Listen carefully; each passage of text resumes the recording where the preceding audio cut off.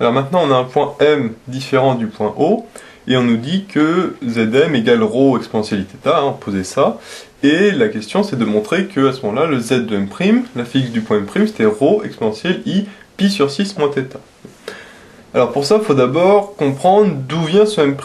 En fait, on a au départ le point M, d'accord, et après on calcule M1 qui vaut R de M, c'est-à-dire que M1 c'est l'image de M par la rotation R, qui était de centre O et d'angle moins pi sur 6. Et une fois qu'on a ce point M1, eh ben, on calcule le point M' qui est le symétrique de M1 par rapport à OU. Donc à partir de M1, on calcule M' par la symétrie d'axe OU, c'est-à-dire l'axe des abscisses. À ce moment-là, on voit que pour calculer M', il faut d'abord calculer le M1. Parce qu'on ne peut pas passer directement de M à M'. D'abord, on calcule le M1, et à partir du M1, on calculera le M'. Alors pour calculer le M1, c'est facile, puisqu'on sait que M1, c'est l'image de M par la rotation de centre R. Or, on avait vu que l'écriture complexe de R, c'était Z' égale exponentielle moins I pi sur 6 fois Z. D'accord? Sachant que Z' c'est l'image et Z c'est l'antécédent. Ici, Z' c'est M1. L'image c'est M1. Donc le Z' c'est le Z de M1 qui est égal à exponentielle moins I pi sur 6 fois Z, et Z c'est ρ exponentielle Iθ, qui est égal, alors le ρ, lui on le laisse, et par contre, exponentielle moins I pi sur 6 fois exponentielle Iθ, ça fait exponentielle I, θ, moins pi sur 6, puisqu'on additionne les deux.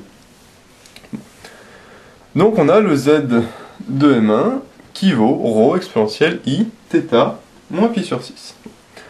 Maintenant, une fois qu'on a notre M1, et ben on va pouvoir calculer le M', parce qu'on sait que M' c'est le symétrique de M1 par rapport à OU. Or, on a vu tout à l'heure, ce qu'on répète, c'est que quand on fait la symétrie par rapport à l'axe des abscisses, d'accord, par rapport à OU, en fait, ça revient à faire le conjugué. D'accord, si là, ici, par exemple, on a M1, à ce moment-là, M', le symétrique, ce sera le conjugué de M1.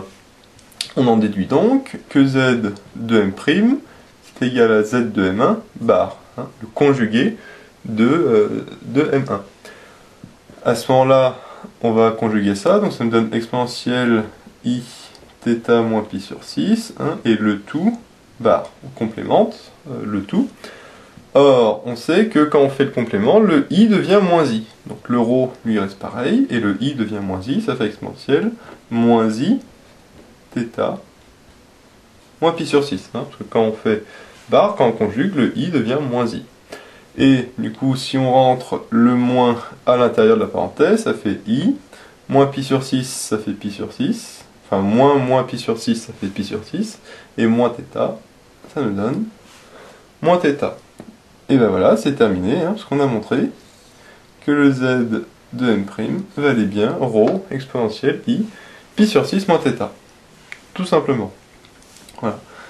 Donc là en fait la seule difficulté était au départ de savoir comment on allait partir. Donc, si on fait le petit schéma, on comprend mieux que pour aller du point M au point M', on fait d'abord le M1 qui est égal à R de M, et après seulement on peut calculer le M' qui est le symétrique de M1 par rapport à OU. Et donc à ce moment-là on comprend qu'il faut d'abord calculer la fixe de M1, le Z de M1. Donc pour ça c'est facile puisqu'on connaît l'expression de R, ça on l'avait calculé tout à l'heure, Z' il y a l'exponentielle moins I pi sur 6 fois Z, donc on a juste à remplacer pour trouver ça. Et après il fallait bien voir, depuis tout à l'heure on le répète, que quand on fait la symétrie par rapport à l'axe OU, en fait ça revient à faire le conjugué, ce qui fait que le Z de M' c'est égal au Z de M1 bar, le conjugué. Et à ce moment-là, quand on fait le conjugué, c'est facile, c'est le I devient moins I, et donc on retrouvait bien notre ρ exponentielle I pi sur 6 moins θ, comme c'était demandé dans la question.